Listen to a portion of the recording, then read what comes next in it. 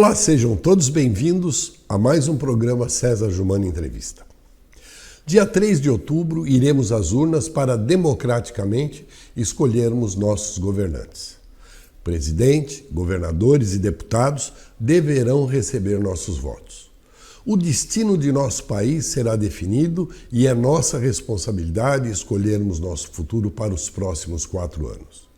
E para que possamos fazer um voto consciente e responsável, é necessário conhecermos bem os candidatos, com o intuito de colaborarmos, trazendo a vocês um pouco do currículo dos pré-candidatos. Estaremos recebendo, nos próximos programas, os que se dispuserem vir aqui a se apresentar. Independente de partido e de posições ideológicas, todos serão bem-vindos. Você é pré-candidato? Me contate. Agendaremos uma data. Também esclareço que, como nosso programa é gravado e em cumprimento à legislação eleitoral vigente, as declarações aqui prestadas que firam nossa lei serão cortadas na edição. Para esse primeiro programa, estamos recebendo Wagner Baleeiro, do Partido dos Trabalhadores de São José dos Campos.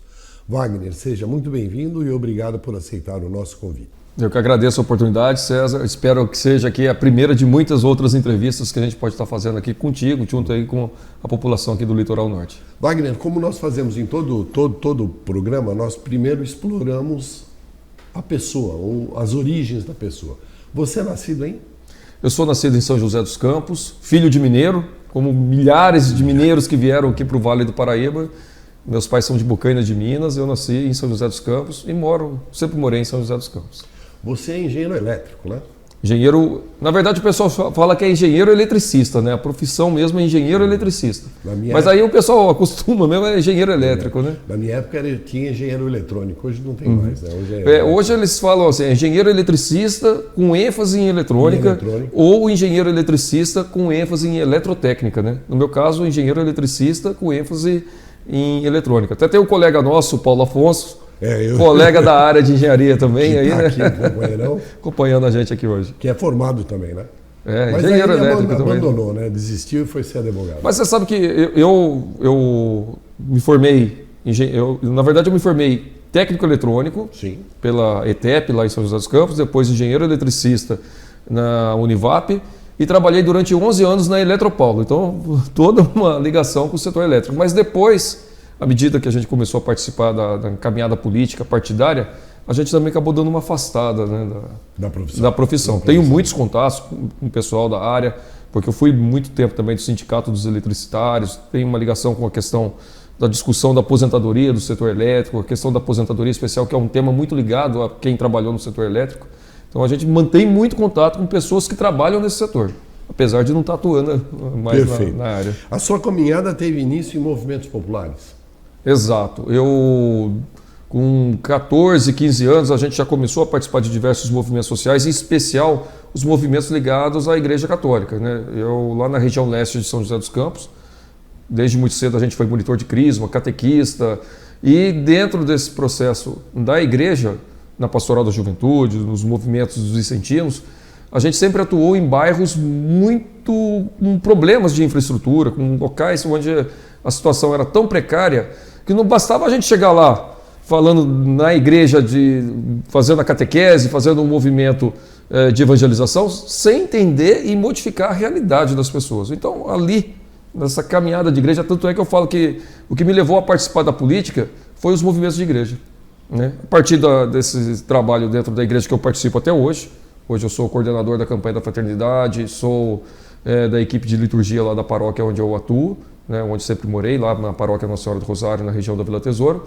Mas a partir ali desse movimento que a gente iniciou na igreja, eu fui participar de sociedade de bairro, né, durante vários anos ali como presidente da Associação de Moradores da região. Depois fui para o movimento estudantil, para o movimento sindical. Então a gente tem a origem aí nesse meio, né? Teve alguma influência dos pais ou de alguém para a entrada na política ou foi uma consequência simplesmente?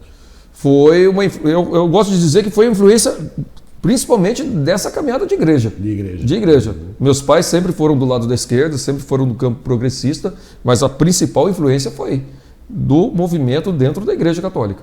E como é que você entra para o Partido dos Trabalhadores? Eu sou filiado do Partido dos Trabalhadores, César, desde 1995. Com 16 anos, eu fui sozinho. Fui lá, fiz a filiação, peguei a fichinha, preenchi, na época não tinha nada de fazer pelo computador, entreguei lá na sede do diretório e comecei a participar das reuniões, né? Eu já tinha participado de uma primeira campanha em 1994, que foi a primeira campanha de deputado estadual do Carlinhos de Almeida.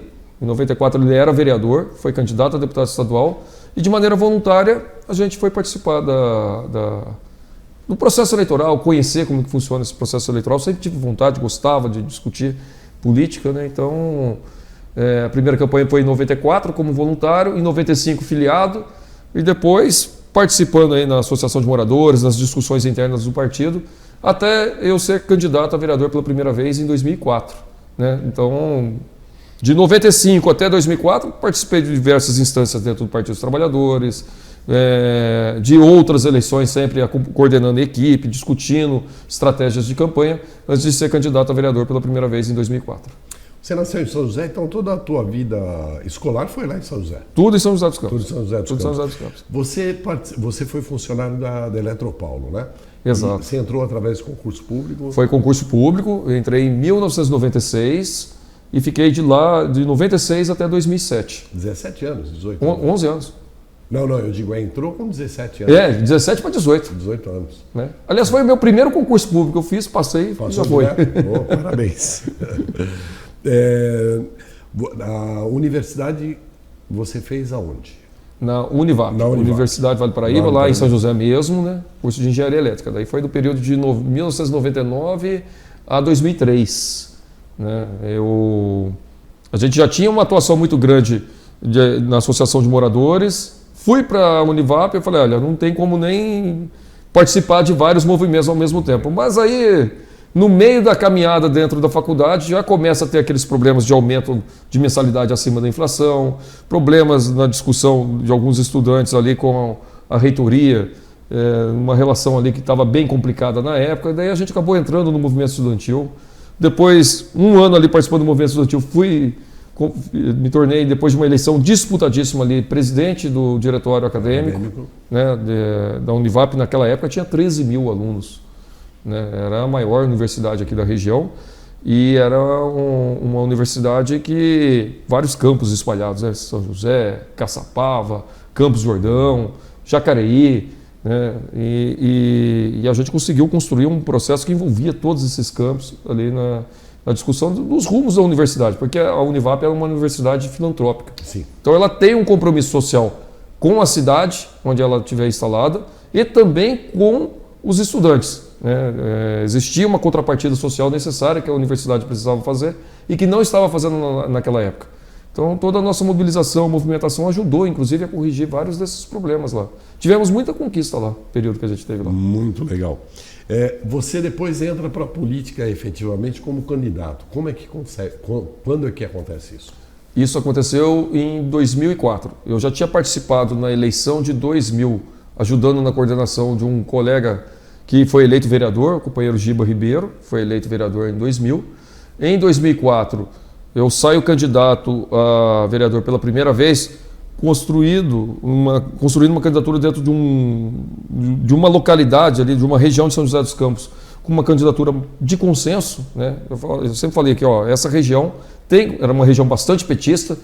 Para nós termos a possibilidade de eleger um vereador aqui nessa região, a gente precisa construir um consenso.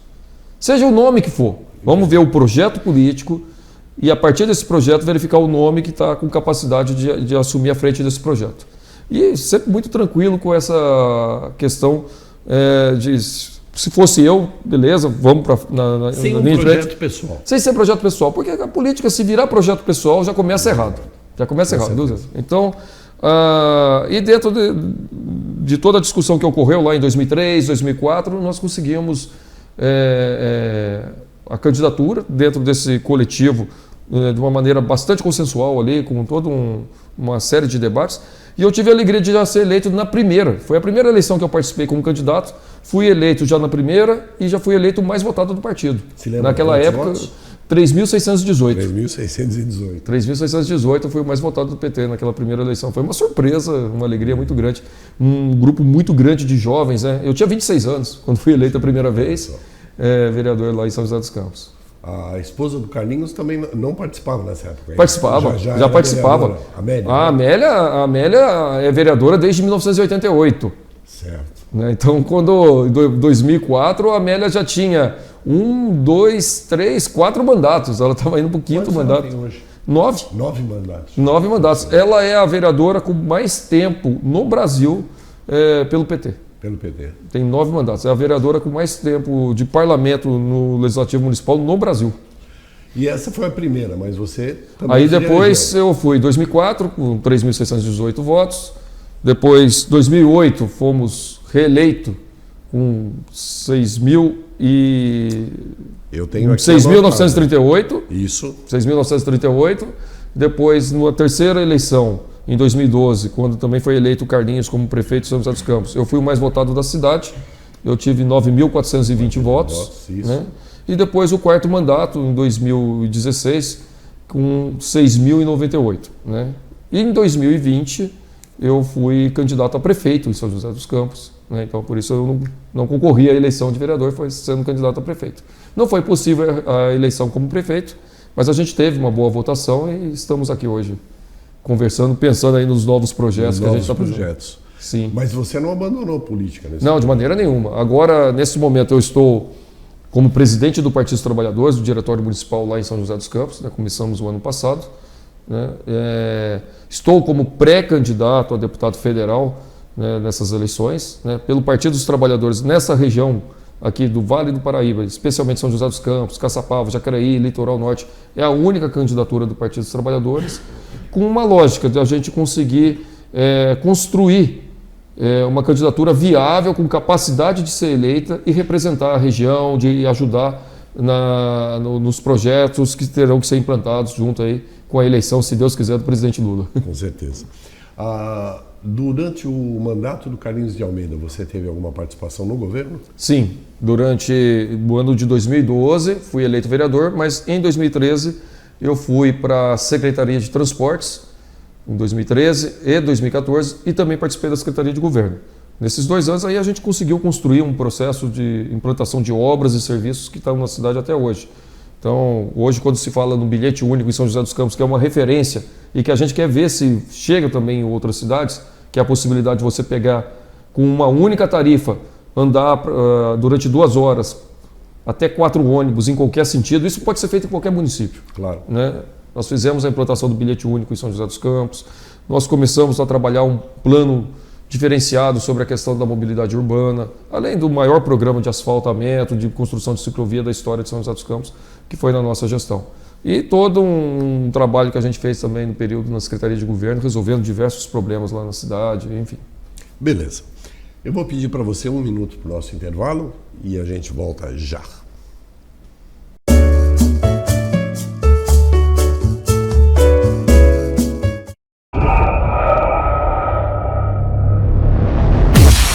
Caraguá TV, a primeira da cidade.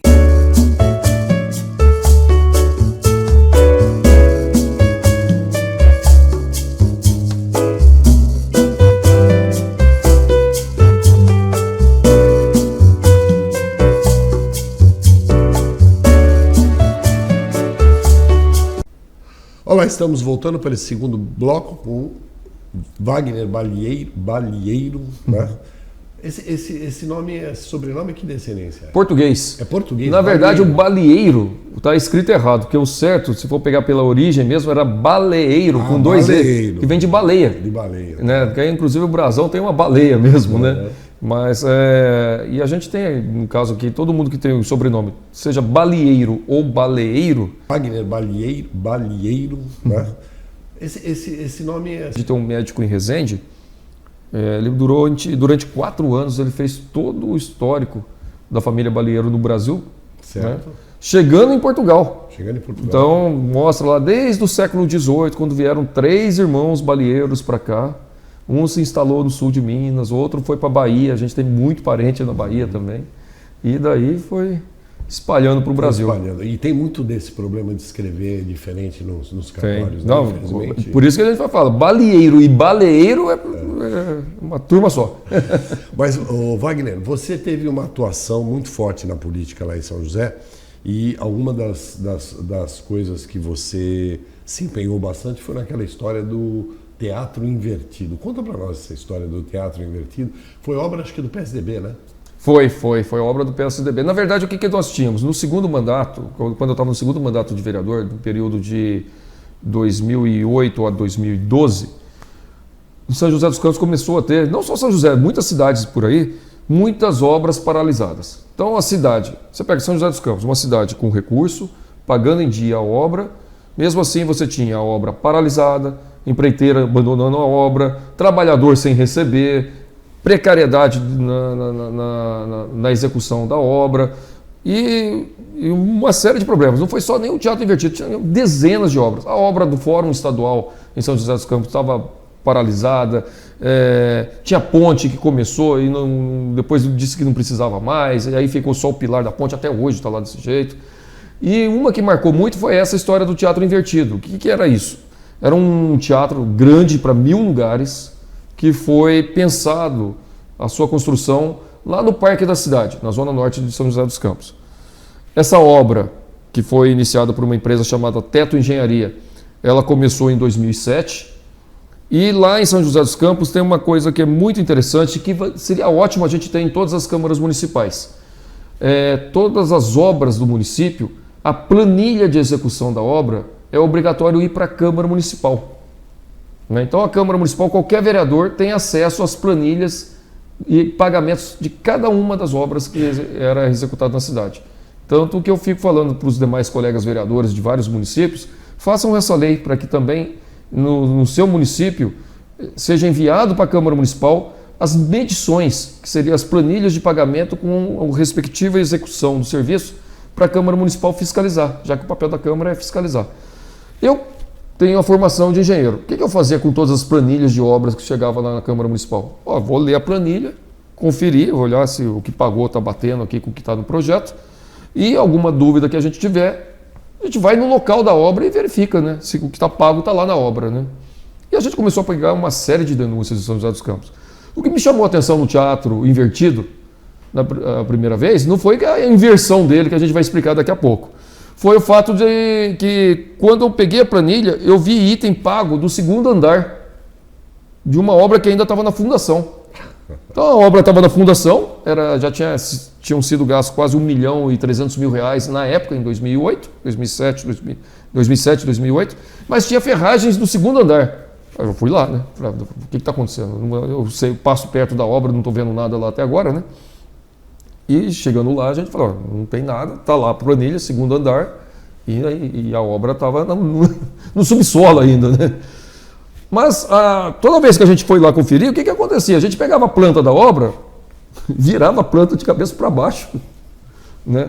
Uma coisa assim muito absurda, né? Virar a planta de cabeça para baixo, porque a frente ficou para o fundo e o fundo ficou para frente. É como se você pegasse a sua casa aqui e virasse ao contrário, né? Colocasse a entrada para o fundo e o fundo para a entrada, né?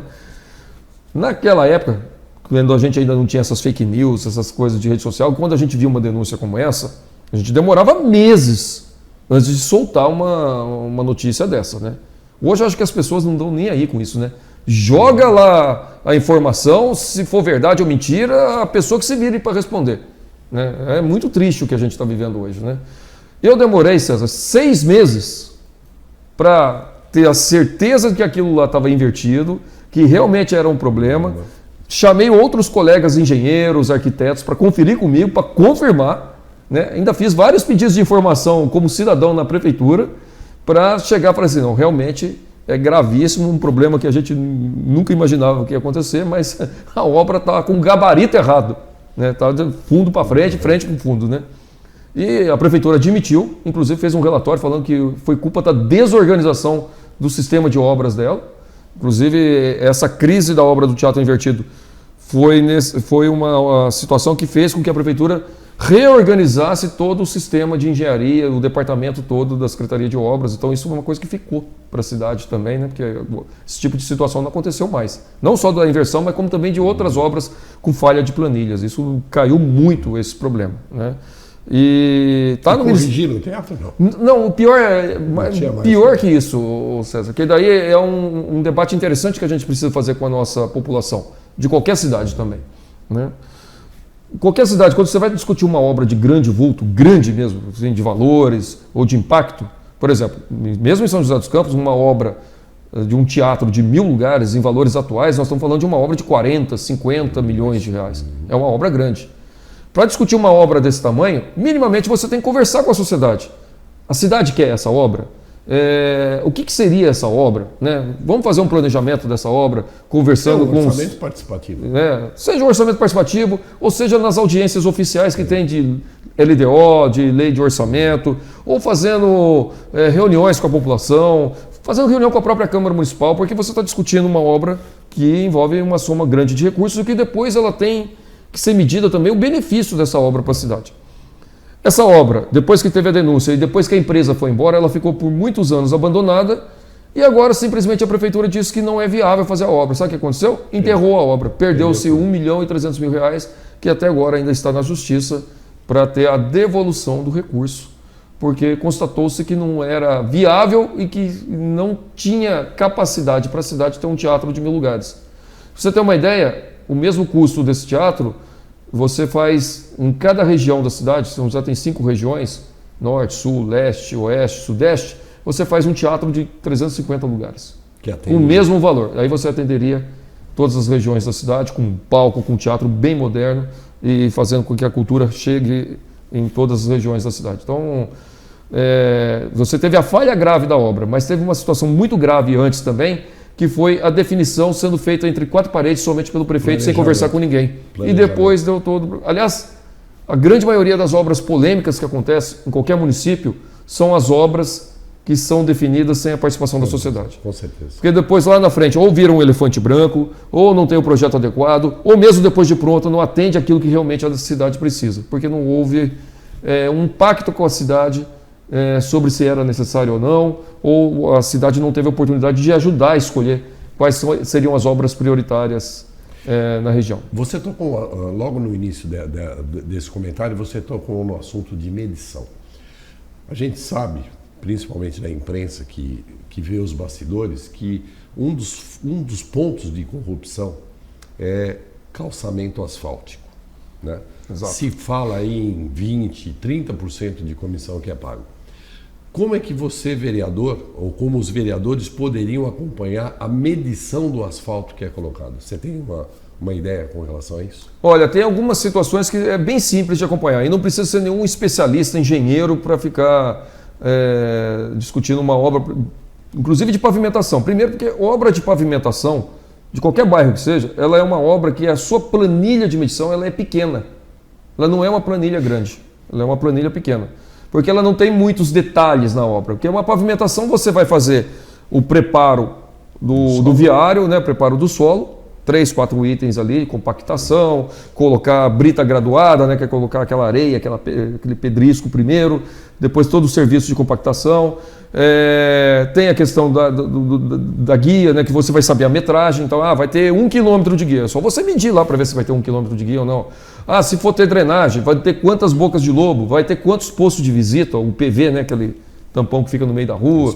Né? Aliás, uma coisa que precisa sempre ver, fazer pavimentação em áreas muito grandes sem ter drenagem já é um indício com certeza perigoso que lá na frente você vai ter que quebrar tudo de novo para colocar a galeria. Né? Então, normalmente medição de pavimentação é 1 ou 2 folhinhas, com quantitativo e valor unitário, valor total de cada um dos itens. Né? O asfalto, asfalto de rua, de espessura de 3 centímetros, o asfalto de avenida, espessura de 5 centímetros. Dá para acompanhar na hora que está executando, será que está com 5 centímetros, está com 3 centímetros?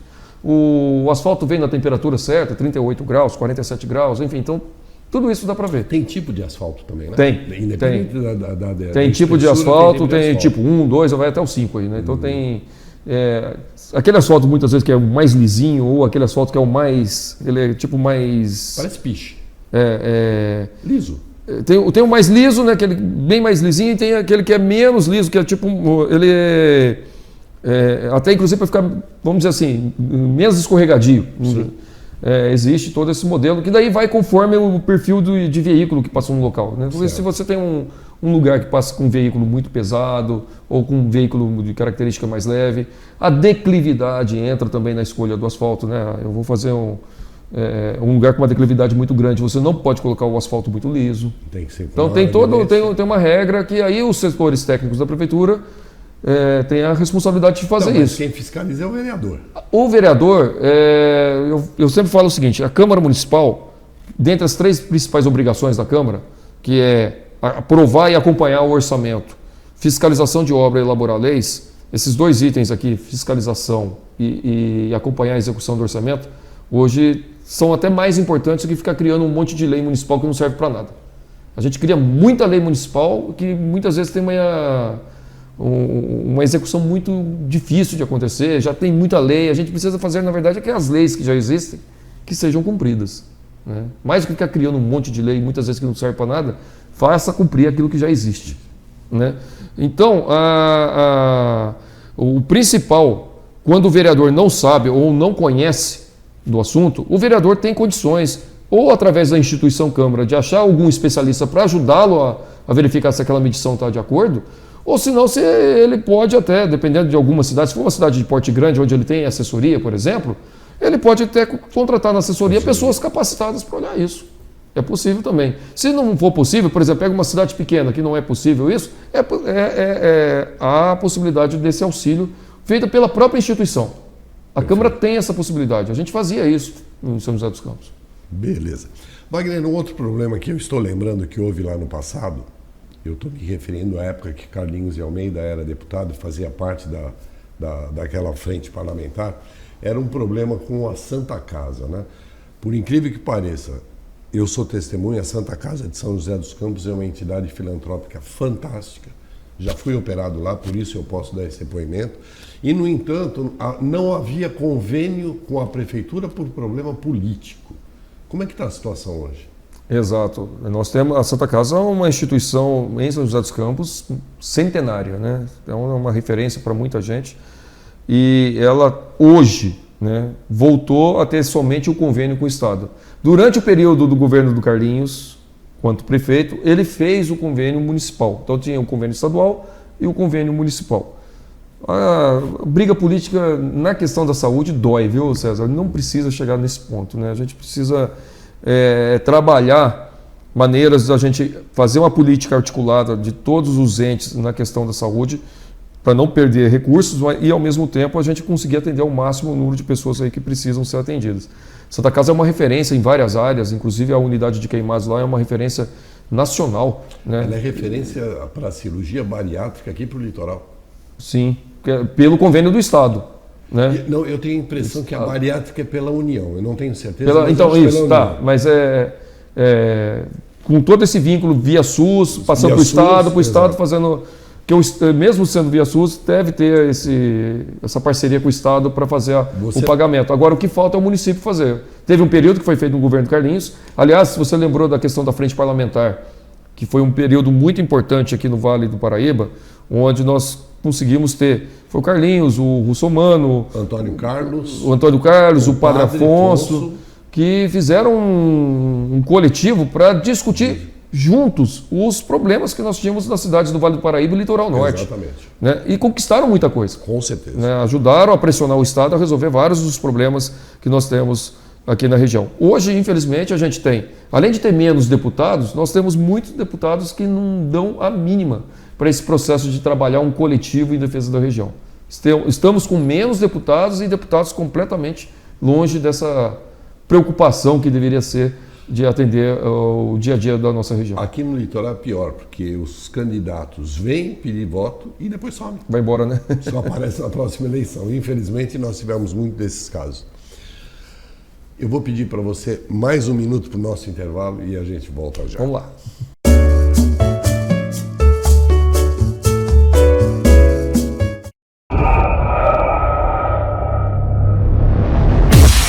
Caraguá TV, a primeira da cidade.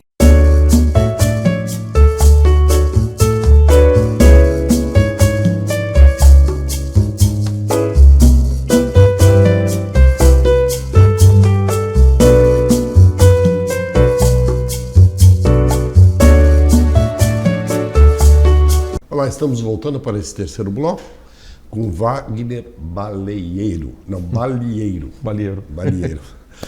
Eu não sei porque é difícil falar esse nome, rapaz. Olha, quando eu vou andar pra rua, tem gente que pergunta de onde que veio o seu apelido. Eu falei, não é apelido, é nome, né? Aí chama de baleiro, baladeiro, baloeiro, tem de tudo aí. Você falou das mudanças de nome, eu sou de família italiana, né? O sobrenome Bizetto. Você olha, tem Bizetto, Bisato, tem até Bezerro. Todos também da mesma família. Mas vamos lá. E nós terminamos o bloco falando das suas ações como vereador, né? Das suas atuações, e eu falei dos candidatos que vinham aqui, né? Que vem e desaparece depois, né? A primeira coisa que me chamou a atenção, eu acho que é muito importante, é esse consenso que houve em toda a região do Vale para ter um único candidato, que realmente aumenta muito mais as chances, com toda certeza. Nós fizemos uma conversa, inclusive, envolvendo os diretórios municipais aqui do Litoral Norte, Caraguá, São Sebastião, Ubatuba, Ilhabela, Vale do Paraíba, conversando com a direção estadual do Partido dos Trabalhadores, da necessidade da gente voltar a ter representantes do Partido dos Trabalhadores na região. Nós tivemos aqui o Carlinhos de Almeida, que foi deputado estadual, o Marco Aurélio de Jacareí, que foi deputado estadual, a Ângela, que foi deputada federal por 2 mandatos, e a região ganhou muito com o Partido dos Trabalhadores tendo representantes aqui. Desde 2012 que nós estamos desde 2014 que nós estamos sem ter um representante aqui, vai 8 anos, né? E isso faz falta, né? Então, você ter um deputado aqui na região, ele é um deputado que, além das emendas, dos recursos que todo deputado pode trazer para a região, você tem a questão da presença política, né? Para debater os temas que são urgentes na região, para ajudar a discutir o planejamento da região, para na nossa caminhada aqui que a gente está querendo aí a volta do presidente Lula, é importante junto com o presidente Lula que a gente tenha representantes que apoiem o presidente Lula aqui na região para fazer a implantação do projeto de reconstrução que o presidente Lula quer para o país acontecer aqui também no Vale do Paraíba. O Legislativo ele pode ser uma ponte, um apoio para isso, né? E a presença política que é necessária para fazer esses debates, né, acontecer. A região tem uma quantidade de eleitores imensa, tem uma riqueza imensa e é muito subrepresentada. Tem pouco representante e olha lá os representantes que a gente tem. Porque não basta você escolher gente da região. Tem que escolher gente que tenha compromisso, que tenha condições aí de participar e ajudar na região. Eu tenho que ser honesto e deixar claro, né, que nós tivemos representantes do PT, né, eleitos também por aqui e que não nos abandonaram. É o caso do Carlinhos, quando foi deputado, a própria Marcia Lia, que é deputada estadual. Deputada estadual. Atualmente ela tem ajudado com algumas emendas. Exato, aqui. E esteve aqui. A gente vai até fazer parcerias com ela, aí, se Deus quiser. Ela já esteve sentada aqui. Que legal. Não tem lugar aqui. É uma simpatia. Ela é de Araraquara, né? Araraquara. Mas fala mais das suas ações como vereador lá em São José. Então, o que marcaram, né? O que marcou, nós temos aí, desde essa questão essas obras de fiscalização que a gente comentou, né? Além do Teatro Invertido, tiveram outras, né? que a gente debateu sobre isso, né? Na área de mobilidade urbana, a gente tem essa marca de ter sido o criador do bilhete único lá no município de São José dos Campos, né? E vários debates em relação a isso a gente tem feito nas cidades, né? Na área de mobilidade urbana. Na questão de moradia, aí entra a parte da formação de engenharia que ajudou, né? Nós temos hoje uma oportunidade com a nova legislação de regularização, a Lei 13.465, que é uma lei que veio do Minha Casa Minha Vida, né? Que foi implantada durante a época do presidente Lula para combater a crise. A Lei do Minha Casa Minha Vida ela veio com 3 eixos principais, né? Ela veio com o eixo de gerar emprego, incentivando a construção civil, veio com a possibilidade de colocar o governo federal de maneira efetiva, participando nos municípios do acesso para a família de baixa renda ter direito à moradia. E tem um terceiro item, que foi a revolução que foi feita em relação à questão da regularização fundiária. Foi o Minha Casa Minha Vida que mudou a característica de como que você tem que proceder regularização fundiária nos municípios. Antes, toda a regularização, seja de um bairro ou de uma construção, era sempre por via judicial. Minha Casa Minha Vida tirou essa questão do judicial e colocou que regularização tem que ser feita por medidas administrativas, chamando a responsabilidade para o município. É o município junto com o cartório, dialogando com o morador, resolve a questão da documentação, de ter ali a escritura da moradia.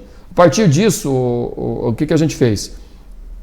Conhecendo da lei e discutindo essa lei, a gente foi visitando não só os bairros de São José dos Campos, nós fomos até para outras cidades, explicando esse modelo de regularização, conversando com as prefeituras, porque era uma oportunidade de você resolver um problema crônico e histórico no Brasil e que atinge aqui o Vale do Paraíba, que é esse problema da documentação, né, de resolver esse problema da documentação. Passado Minha Casa Minha Vida, e alguns anos da sua aplicabilidade da regularização, veio essa nova legislação, corrigindo algumas situações que estavam sendo necessárias na lei do Minha Casa Minha Vida, que é a legislação 13465. E a gente precisa aprofundar a aplicação dela nos municípios aqui do Vale. Então, seja no papel de vereador, seja no papel de deputado, a gente pode crescer com a oportunidade que essa legislação tem de resolver o grave problema de documentação de diversos municípios, aí tem com milhares de famílias em relação à titularidade do seu imóvel. Esse é um trabalho que eu faço muito, discutindo esse processo da regularização. E hoje, até hoje, quantas famílias que não são beneficiadas, né? E muitos se esquecem onde começou tudo isso, né? Começou no programa Minha Casa Minha Vida. O Minha Casa Minha Vida foi uma revolução que nós tivemos no Brasil. Na época do presidente Lula, nós tivemos uma casa de 2 milhões de unidades. Então, 2 milhões de unidades, imagina a quantidade de unidades que Minha Casa construiu, é a quantidade da população do Vale do Paraíba todo. Pode você ver a quantidade, né, que no governo do Calixto nós tivemos 5 mil unidades em São José dos Campos, sendo construído pelo programa Minha Casa Minha Vida. Agora, no atual governo, praticamente eles acabaram com o programa Minha Casa Minha Vida. Não tem uma unidade sendo construída em nenhuma cidade de nossa região. A regularização anda a passos lentos também na maioria dos municípios. Aliás, foi o programa Minha Casa Minha Vida que resolveu um grave problema que nós ficamos conhecidos mundialmente de maneira muito triste, que foi aquela história da desocupação do Pinheirinho, em São José dos Campos. Quando de uma hora para outra nós tivemos quase 2 mil famílias sendo expulsas de uma ocupação no bairro que era conhecido como Pinheirinho, na zona sul de São José dos Campos, num lugar que eles estavam já há quase 10 anos morando, e que o proprietário era um conhecido chamado Naginarras, que nunca pagou IPTU, aliás, não pagou IPTU até hoje, desde 1991. Tem 30 anos que ele não paga IPTU daquela área. Até hoje não pagou um IPTU daquela área. E aí nós tivemos a desocupação com milhares de famílias sendo despejadas entre aquilo que o município gastou na operação policial, na manutenção de auxílio aluguel, até construir um novo bairro que foi feito na gestão do Carlinhos, com o apoio na época da presidente Dilma. Nós tivemos um gasto de 450 milhões de reais. Entre o gasto da desocupação, auxílio aluguel e construção de um novo bairro. Se tivesse regularizado e trabalhado a construção do bairro no próprio Pinheirinho dos Palmares, nós estávamos estimando em torno de 65 milhões de reais. Olha só. Olha, de 65 pulou para 450.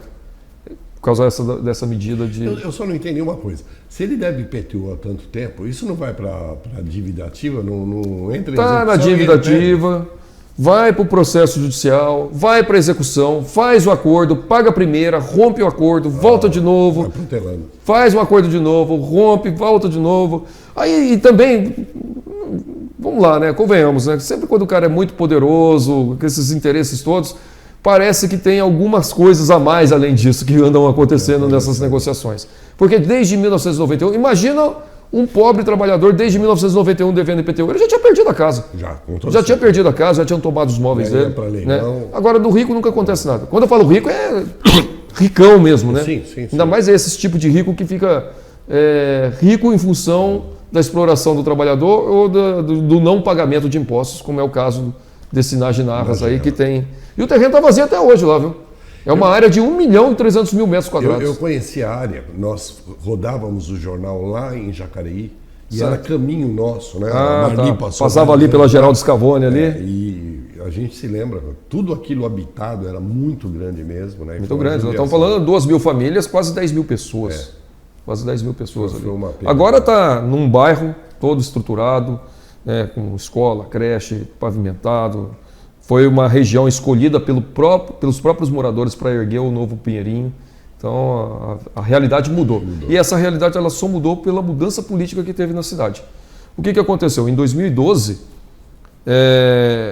quando houve a desocupação do Pinheirinho, foi porque a prefeitura, na época, ainda o prefeito Eduardo Cury, se recusou a implantar o programa Minha Casa Minha Vida. Elegemos o prefeito Carlinhos, com o prefeito Carlinhos implantamos o programa Minha Casa Minha Vida e, em parceria com o governo federal, construímos esse bairro em um tempo recorde, em 4 anos. Entre achar o local, fazer a aprovação do loteamento com todos os órgãos estaduais, implantar o bairro inteiro e fazer a mudança dentro de 4 anos. Foi legal. Muito legal. Você teve uma outra participação naqueles corredores de ônibus lá em São José dos Campos? É dentro da discussão de mobilidade urbana. Porque o que nós temos hoje? Toda vez que a gente discute questão de transporte coletivo, o transporte coletivo tem 3 grandes problemas. Né? Tarifa, lotação, ônibus lotado, mas o principal que a população mais reclama, na maioria das pesquisas que a gente faz em todas as cidades, é tempo de viagem. Nós não podemos, principalmente em cidades médias ou cidades que têm centros muito congestionados, colocar o ônibus disputando espaço com o carro. Ele tem que ter passagem livre, ele tem que ter o seu espaço para... Tem que ter prioridade. Ele tem que ter prioridade, porque ele carrega mais gente, sim, ele é sustentável e a partir do momento que você dá a possibilidade dele fazer o seu itinerário dentro de horário programado, certinho, sem atraso, você traz confiabilidade, você traz condições das pessoas acreditarem que o sistema funciona. E abandonar os carros em casa. E abandonar os carros em casa, que isso ajuda todo mundo, porque menos carro na rua, menos obra viária, menos poluição, transporte mais sustentável, mais gente também você pode ajudar na questão da tarifa.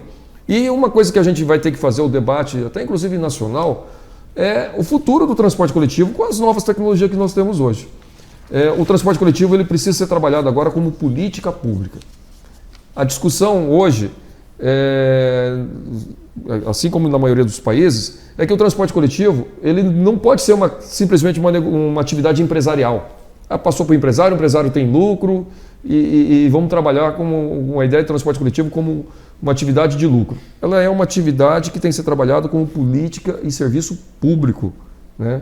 Ela não é feita para dar lucro, ela é feita para atender o cidadão. Ela é feita para colocar um serviço regular oferecido pela prefeitura ou pelo Estado, com horários pré-definidos, fazendo um trabalho inclusive social. Né? Se for necessário subsídio, tem que fazer o subsídio. Eu até sou muito polêmico nisso, viu, César? Eu acho que quem que deveria pagar subsídio no transporte coletivo é quem não anda de ônibus.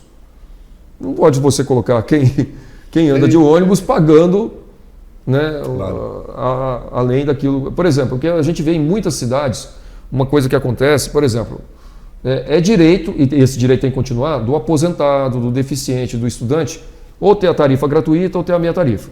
Ótimo, e tem que continuar. Mas o que acontece quando ele tem uma tarifa gratuita? O custo dessa tarifa gratuita vai para a tarifa de quem paga inteira. Então você coloca o trabalhador que você quer que ande de ônibus pagando a tarifa do idoso que é isento. Na verdade, essa isenção não deveria ser do trabalhador. Essa isenção quem tem que assumir é o poder público ou através de quem não anda de ônibus. Né? Até para que a gente possa dar uma lógica de política pública. Mas quem não anda de ônibus não anda porque não tem um transporte público de qualidade. Então, você tem que fazer toda essa transformação.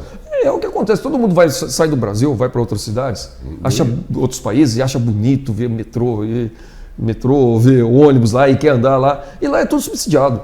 Sim. Tudo subsidiado. A sociedade paga para ter aquele modelo. Então, a discussão do transporte coletivo é algo que vai aparecer e muito. Né? Tanto do transporte coletivo municipal, né, que a gente vai ter que discutir uma política nacional para isso. Né? Foi uma legislação de 2012 que colocou que o transporte coletivo é uma política pública, mas agora a gente precisa avançar. Como é que a gente vai financiar esse modelo de transporte coletivo para ele virar política pública? Vai ter apoio do governo federal? Vai ter o estadual também? Ou só o município que se vira com isso? Precisa ter uma coisa mais coordenada. Né? Existe um pleito hoje dos municípios para que o governo federal participe dentro da legislação aí, de uma maneira de contribuir dentro do transporte coletivo municipal. Esse é um debate interessante que vai vir pela frente. E o governo nada mais justo, porque o governo federal que fica com o bolo dos impostos vai para ele. Sim, né? Sim, tem que participar. Eu ainda queria seu depoimento com relação aos corredores. Na implantação, vocês tiveram muita resistência? Teve muita polêmica. Teve polêmica. A polêmica aconteceu porque São José dos Campos foi uma das primeiras do Brasil. Né? Nós colocamos o corredor exclusivo de ônibus em São José antes de São Paulo. Todo mundo lembra do Haddad colocando lá os corredores. Deu uma polêmica danada, mas ele foi implantando e hoje já é consolidado. Nós fizemos antes dele, em São José, na região central do município. Teve a polêmica no início, porque toda mudança ela gera debate, gera discussão, mas foi uma questão de alguns meses, hoje já é algo estabelecido na cidade, trocou o governo e isso manteve. Porque tem essa lógica, a gente precisa fazer com que o ônibus tenha condições de cumprir o seu horário, o seu itinerário e que ele possa fazer dentro do tempo mais rápido possível. Porque o maior problema do transporte coletivo é tempo de viagem. Você disse tudo. Só antes de a gente terminar, você citou outros países, né? Você vai para a Europa, principalmente, Estados Unidos anda mais de carro, mas a Europa, no ponto do ônibus, você tem a tabela de horários que o ônibus vai passar. E é preciso. Preciso. No minuto, até no segundo. Dos trens, né, que também a malha ferroviária é grande, você tem um letreiro luminoso dando quantos minutos faltam para ele chegar na estação. É um negócio fantástico e aqui a gente consegue. Possível, né? Matemática não é diferente lá da nossa, né? Você é a favor que o transporte público seja estatal? Nós precisamos criar um transporte coletivo enquanto política pública. Se ele é melhor estatal ou se ele é melhor privado, mas dentro de um contexto de política pública, a gente tem que olhar o usuário. Né? Se por exemplo, lá em São José está tendo esse debate agora. Estamos voltando a estatizar o transporte coletivo. Não porque querem que seja estatal, é porque fracassou o modelo que eles estão querendo colocar lá agora. Certo. Né? Mas tem lugares que é melhor ser privado, tem lugares que pode ser melhor estatal. A questão é como que ele pode atender melhor o usuário. A gente tem que caminhar nessa linha. Com certeza. Wagner, vamos fazer mais um intervalo. No próximo bloco vamos falar um pouquinho da política nacional. Opa, vamos lá. Um minuto e a gente volta.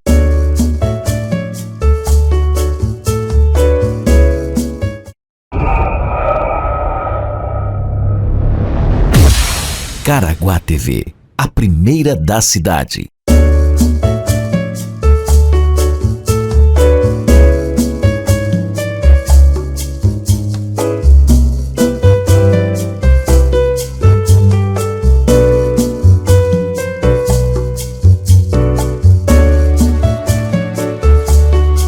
Olá, estamos voltando para esse quarto e último bloco com esse vereador de São José dos Campos, né, baleeiro, e eu vou iniciar com a seguinte questão. Nós sabemos que o país está dividido numa polarização.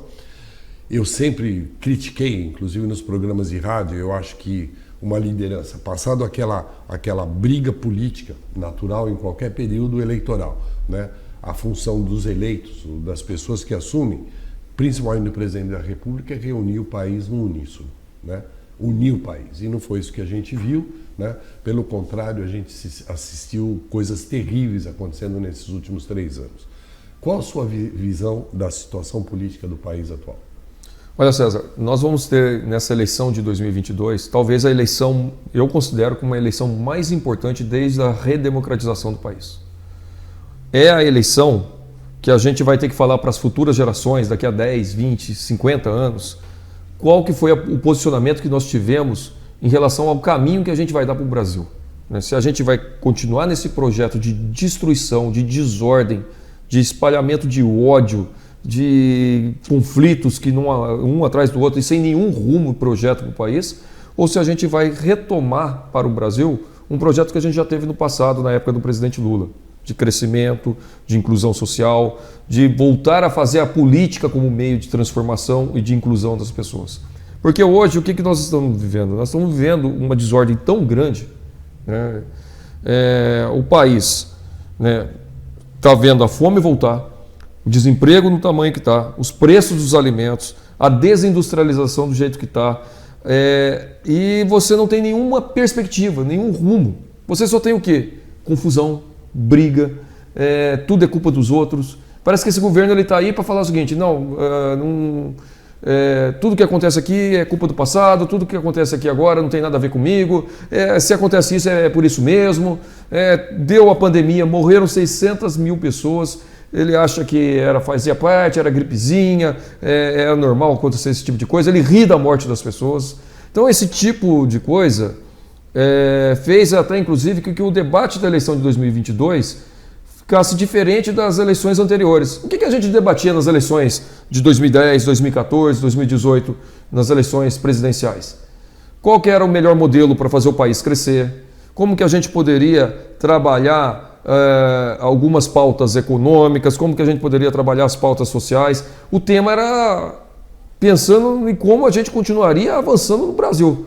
Hoje não, hoje a gente vai ter que fazer uma eleição para discutir a defesa da democracia, a defesa da vida, a defesa do direito a comer. Das instituições. Então, você vê que o patamar ele regrediu muito, que nós vamos ter que fazer a eleição de 2022 um marco para a gente fazer a defesa daquilo que é o básico, que é o princípio de um país que quer ser democrático, que quer ser tolerante, que quer ser um país que dá oportunidade para todos, independente de cor, raça, sexo, religião, um país que possa voltar a trabalhar a construção de políticas públicas, que tudo isso foi abandonado em 4 anos. Nós tivemos, foi um governo de destruição. Agora, 2022, nós só temos 2 caminhos, né? Ou continuar com isso, né, com esse extremismo, com esse ódio, com essa destruição, e aí, mais 4 anos disso, a gente sabe que o Brasil vai ir para o buraco se continuar nesse caminho, ou a gente retomar um país que a gente já teve no passado. E hoje, a única liderança capaz de derrotar essa coisa, esse extremismo de direita, é a candidatura do presidente Lula. É a única candidatura, né? Nós estamos vendo pela pesquisa, pelos números, pelo histórico. Então, por isso que a gente fala muito hoje que... Eu sei que muita gente tem muitas diferenças aí, em função de partido, em função de visões de como a gente deve encaminhar alguns projetos no país, mas em nome desses princípios básicos que a gente precisa ter de civilização, é hora da gente se unir e derrotar o bolsonarismo. O bolsonarismo ele é o mal maior que nós temos hoje e a gente precisa derrotar, né? E eu fico até muito feliz, César, numa coisa. Você, eu, todo mundo que está aqui nos escutando, nós vamos participar de um processo histórico, único, né? E a história vai nos cobrar lá na frente de que lado que a gente teve nesse momento. Então, eu estou muito tranquilo em dizer que, com certeza, a gente vai estar do lado certo dessa história, porque é o lado que defende a vida, é o lado que defende a inclusão, é o lado que volta a buscar a implantação de um projeto de país. É o lado do bem. É o lado do bem, é o lado da boa política contra esse mal que a gente precisa tirar de uma vez por todas do Brasil. Eu diria mais, eu diria que é um lado que nós já tivemos experiência que deu certo. Sim, já deu certo, já tivemos o Brasil com a economia crescendo, incluindo pessoas e fazendo a economia crescer sem precisar fazer reforma tirando o direito do trabalhador. Porque o que a gente viu até hoje, depois que teve o golpe da Dilma? Fizeram reforma trabalhista, reforma previdenciária, terceirização da atividade fim, destruição do meio ambiente. Fizeram tudo que você possa imaginar de destruição de direito. Qual a promessa que iríamos ter? Geração de emprego e crescimento da economia. Não veio nada disso. Acabaram com a população... Oi? Acabaram com a educação? Acabaram com a educação, a população ficou mais pobre, voltou à fome. Aí veio a pandemia, você não tem política social estruturada para fazer o Brasil enfrentar isso, não tinha política nem de saúde. Aliás... O que salvou o Brasil na pandemia foi o SUS, né, que tão desvalorizado pelos governos de direita, né, muita gente aí falando de querer acabar com o SUS, de querer privatizar o SUS, de liberar para os convênios particulares. Se não fosse o SUS, hoje a gente não tinha nem a vacina, não tinha salvado milhões de pessoas, apesar de toda a maldade, de toda a perversidade que a gente viu acontecendo pelo presidente Bolsonaro. É impressionante como a gente vê que não só o SUS, algumas instituições, algumas políticas públicas, quando ela teve um consenso da sociedade, quando foi construída lá em 1988, foram capazes de resistir também a muita destruição feita por esse governo. O SUS sobreviveu até agora ao presidente Bolsonaro, mas eu não sei se sobrevive se tiver mais 4 anos desse maluco aí, né? Eu tenho uma visão pessoal que nós só vamos resolver o problema do Brasil através da educação. E eu não me lembro de outro governo, pelo menos nesse meu período de vida de 70 anos, que investiu tanto na educação como o governo Lula e através do Haddad, né, que foi ministro da Educação. Inclusive temos o Instituto Federal aqui no Litoral Norte, Caraguatatuba, graças à gestão dele.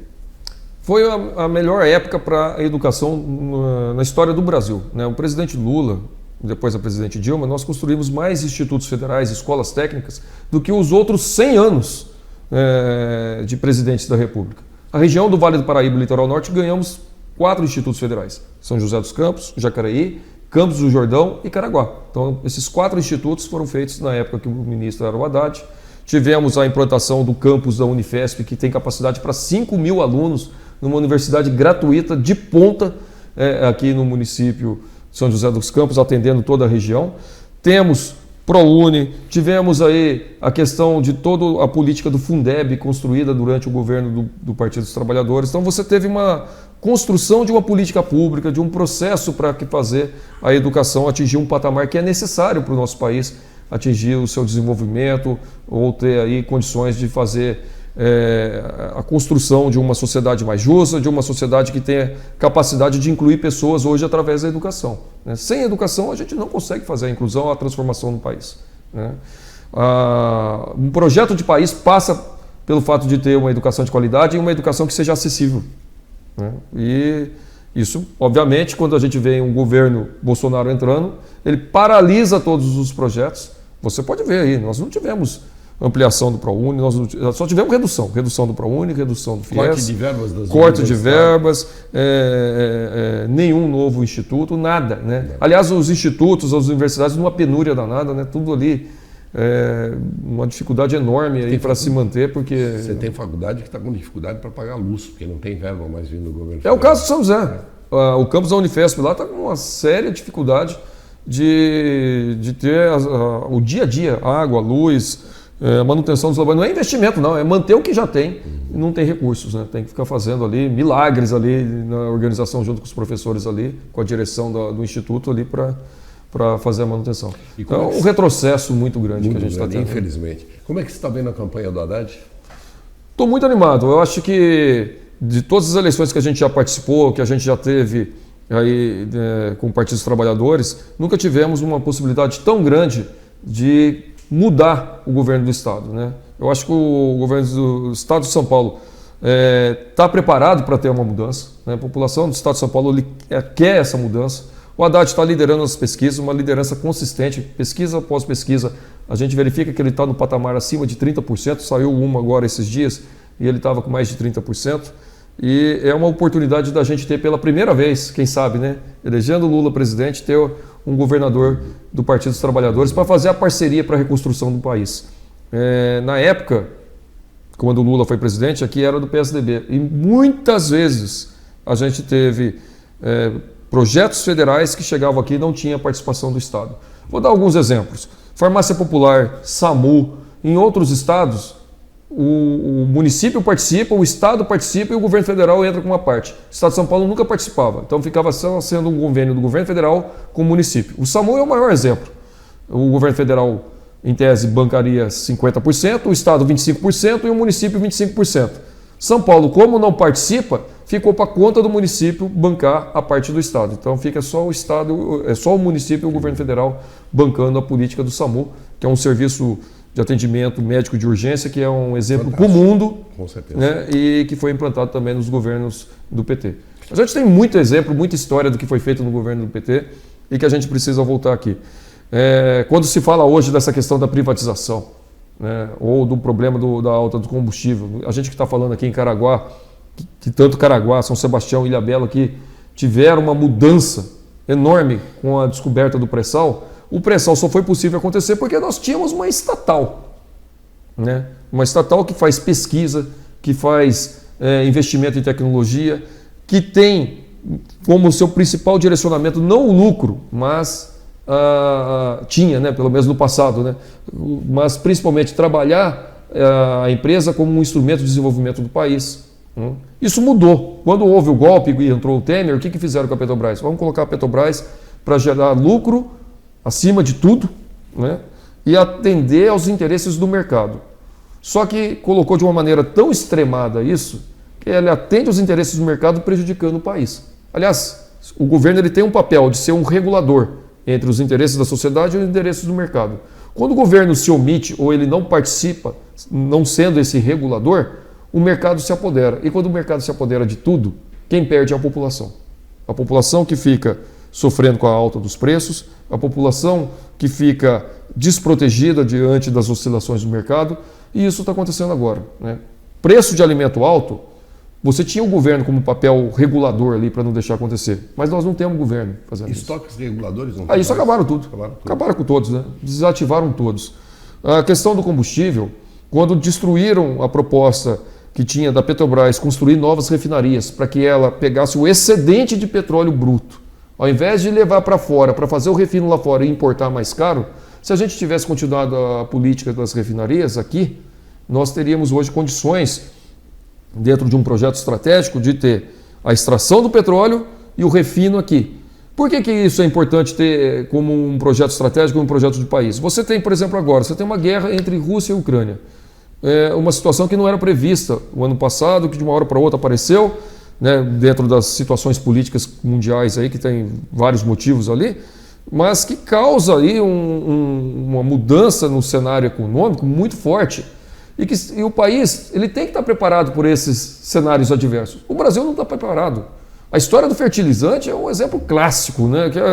O Brasil estava, através da Petrobras, construindo a sua indústria de fertilizante. Para quê? É um projeto estratégico. Em função de alguma situação adversa no cenário internacional, você teria como garantir a proteção da produção agrícola brasileira com fertilizante nacional. O que fizeram depois do golpe? Paralisaram a fábrica e depois venderam. Foi o Temer. E depois venderam. Quando eu falo do Temer e Bolsonaro, eles são muito parecidos na questão da política econômica, né? Liberalização total, retirada de direitos e vender todo o patrimônio nacional. Agora vem, de maneira irresponsável, o Bolsonaro falando de privatizar a Petrobras. Bolsonaro nunca governou a Petrobras, nunca fez um processo para que a Petrobras fosse trabalhada para servir ao país. E agora, se omitindo, se ausentando de toda a sua responsabilidade, ele vem de uma maneira bastante absurda e fala, vamos privatizar. Privatização, eu sei o que é privatização quando eu vi a privatização do setor elétrico. Acontece duas coisas na privatização. Aumenta o custo para o cidadão. Então, privatizou a Petrobras, pode ter certeza, o preço vai aumentar. Porque o dono quer lucro. O dono ele quer lucro e ele vai ficar atrelado às disputas de mercado. Ele quer lucro. Então, ele vai aumentar o preço. Segundo, você perde o papel do Estado de ser um indutor de projetos estratégicos no país. Não é à toa, César, que esses dias eu estava fazendo uma pesquisa. A maioria dos compradores de empresas privatizadas brasileiras, do setor elétrico, do setor de água, do setor de petróleo, do setor petroquímico, são estatais de outros países. Não são empresas privadas, por isso, são estatais de outros países. Porque são setores estratégicos. Cada país protege esses setores estratégicos com empresas fortes nacionais e a partir dali que ela avança para chegar nos outros países, né? Então, nós precisamos voltar a ter um projeto de país. Eu acho que uma amostra do que você está falando é o que está acontecendo na Bahia hoje, com a venda da refinaria e o absurdo dos preços que o coitado do baiano está tendo que pagar. Ele paga mais caro que os demais outros lugares. Estados. Porque como se for pegar outra refinaria no Brasil para levar o petróleo para a Bahia, você tem o custo do transporte. Exato. O que o privado ali fez? Falou assim, eu vou aumentar o preço do litro aqui da refinaria num patamar mais alto possível sem ter a concorrência em função do transporte ali. Então, você vê o nível, né? É lucro primeiro, é o povo que acaba pagando. Isso a gente está vendo na energia elétrica, está vendo em todos os lugares. A Eletrobras, minha visão pelo menos, é que essa história de que essa privatização, essa abertura de capital que eles estão propondo para poder financiar os novos investimentos da distribuidora, eu acho que é o primeiro passo para depois eles irem com a história da privatização total. Por isso que a gente defende a eleição do presidente Lula. Com o presidente Lula, nós tivemos a implantação do programa Luz para Todos. César, aqui no Litoral Norte, eu não sei exatamente a quantidade, mas você já imaginou que São José dos Campos... O que São José dos Campos é conhecido? A capital do avião, a cidade da tecnologia e tal. Em 2004, São José dos Campos tinha 4.000 domicílios sem luz. Estou falando luz de casa, não é luz de rua, não. 4.000. Graças ao programa Luz para Todos, nós zeramos isso. E isso aconteceu em todas as cidades do Brasil. Caraguá aconteceu. Agora, o Luz para Todos, ele só foi possível porque nós tínhamos uma estatal, que era a Eletrobras. Agora mesmo, o auxílio emergencial, que ajudou, e é uma política de esquerda, quando foi ter durante a pandemia. Ele foi fornecido por quem? Pela Caixa Econômica Federal. Só foi possível porque era um banco público. Por que o auxílio emergencial não foi oferecido pelo Banco do Brasil? Justamente porque o Banco do Brasil já tem ações em bolsa de valores, tinha uma preocupação da questão dos acionistas, ia atrapalhar a missão do banco com relação aos acionistas. Então, só foi possível fazer o auxílio emergencial porque a gente tem uma estatal, uma empresa pública, Caixa Econômica Federal. Se a gente não tivesse, não tinha como viabilizar o auxílio. Verdade, olha que situação. Então, a construção de um projeto de país passa por você ter também os seus instrumentos para fazer as políticas públicas acontecerem, o desenvolvimento acontecer e trazer de volta a inclusão. Me lembro se eu estou errado. Quem abriu o capital da Petrobras foi Fernando Henrique, não foi? Fernando Henrique fez a abertura do capital na Bolsa de Nova York. O Fernando Henrique fez isso lá e o PSDB em São Paulo fez isso com a Sabesp. Aí o que acontece? Quando você leva para o exterior a questão do capital e pega dinheiro lá para fazer investimentos, você cria uma situação onde a gente obrigatoriamente fica com a empresa atrelada a essa política de mercado.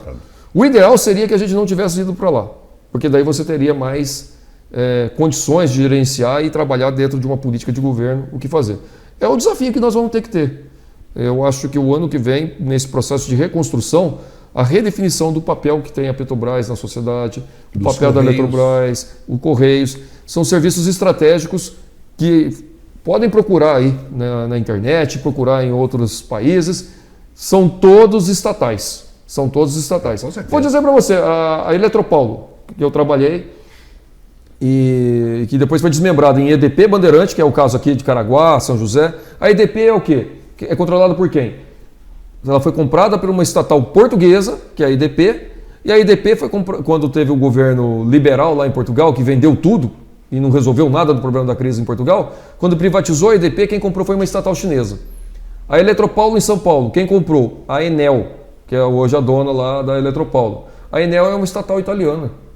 Estatal italiana. E é assim com a maioria das empresas do setor elétrico, do setor de petróleo, do setor de petroquímico, do setor hidrelétrico. Normalmente são estatais de outros países que vão vir aqui comprar. Porque ele nunca vai vender do seu país, mas ele quer ir no outro comprar, né? Porque é uma questão de geopolítica, de você fincar a presença no país e ali fazer os seus interesses estratégicos. Nós estamos com o tempo estourado, eu quero só deixar uma última pergunta para você. Nós sabemos que a destruição foi muito grande, né? Reconstruir não vai ser fácil. Quanto tempo você prevê Lula eleito, um novo governo estadual, federal, com um Congresso também forte, para recuperar tudo isso que foi perdido nesses 3 anos? Primeira coisa, César, essa velocidade vai ser medida pelo Congresso que a gente vai eleger.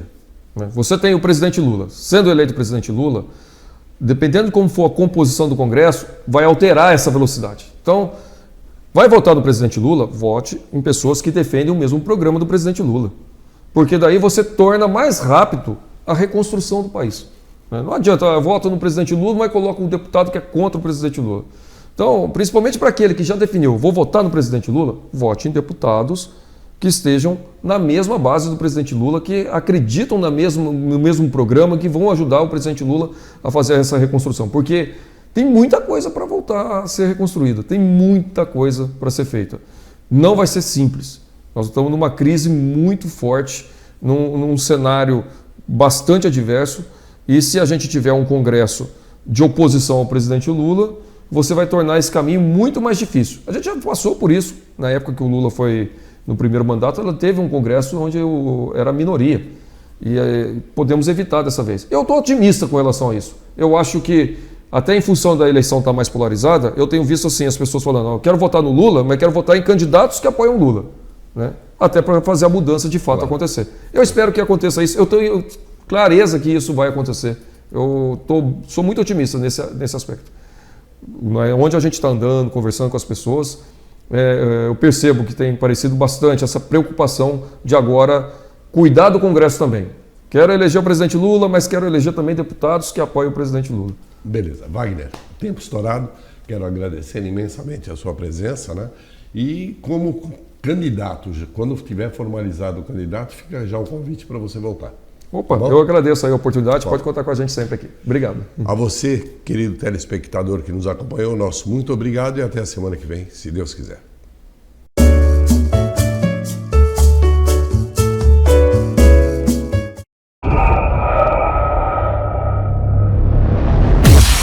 Caraguá TV, a primeira da cidade.